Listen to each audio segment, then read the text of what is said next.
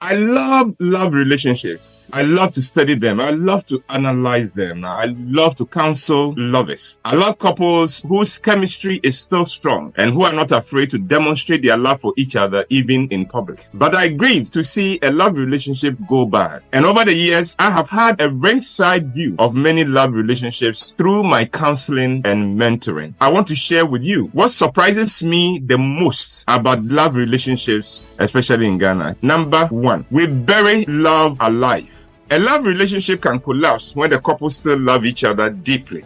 One of the saddest things in life is that people in love can sometimes so misunderstand each other that they walk away from the relationship when they still have deep love for each other. Why that happens differs from one case to another, but I find that the differences between men and women play a big role in this. I've seen situations where people have walked away from each other over the flimsiest of issues and years later discover that they made a mistake.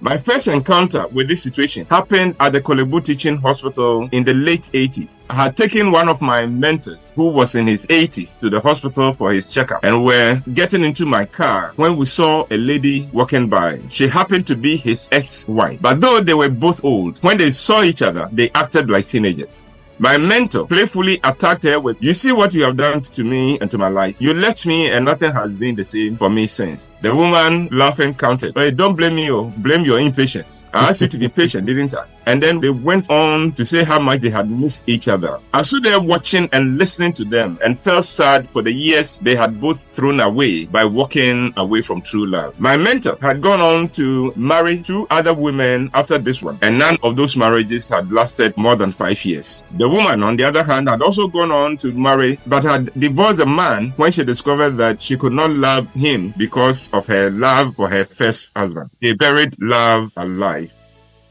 2, we give the worst version of ourselves to those we are in a love relationship with. The more stable a relationship is, the less we seem to care about which version of ourselves we give our beloved. And so, by default, we give them the worst version of ourselves. I've been around people when they get a call. They don't know the number, but they pick it and say, "Hello?" And then it emerges that it is a wrong number. I've not witnessed one person get rude and nasty to the caller who had just wasted their time. They go like, "Oh, I'm sorry, but this is not Kwame. What number were you trying to reach?" "Oh, I see. This is not 744. This is 747. "Oh, it's okay. Yeah, have a good day." And this is to someone who has called them by mistake and interrupted their day.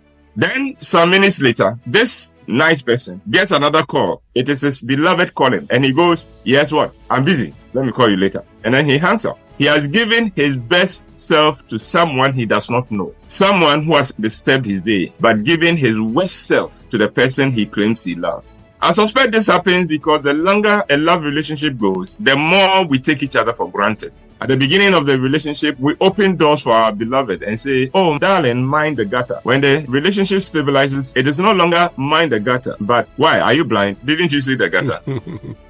Number 3, not being expressive in our love relationships. It is sad, but many people do not express their love for those they love, especially after marriage. And I'm not talking of expressing love with words only, but with actions as well. There are married women whose husbands love them, but they think the men have stopped loving them because the man has not expressed his love for her in years. There are men whose wives love them, but they do not know because all they hear from the women these days are complaints and criticisms. So much so that they feel very unappreciated and unloved. When we're courting, we did very well in expressing how much we love those in our lives, both with words and with actions. So the question is, what happens to us after marriage that we suddenly stop finding ways to express our love? Oh, by the way, if you want to express your love for your beloved this Valentine season, get a ticket and come to watch my Val Days shows at the National Theatre next week, Friday and Saturday.